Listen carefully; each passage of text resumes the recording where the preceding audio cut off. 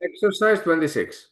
For January through September in 2023, the rainfall amount was 30% greater than the amount for the same months of 2022.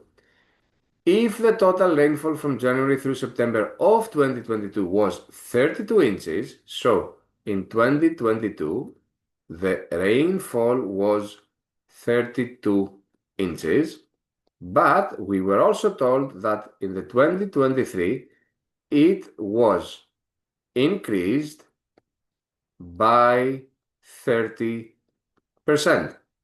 What was the total rainfall from January through September in 2023?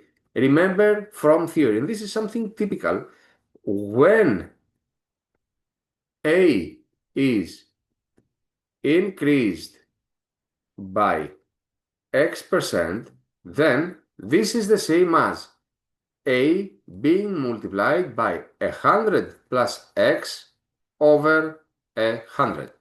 So, number 32 was increased by 30%. This means that we should multiply number 32 by 100 plus 30 over 100, which is 32 times 130 over 100, which is 32 times 1.3.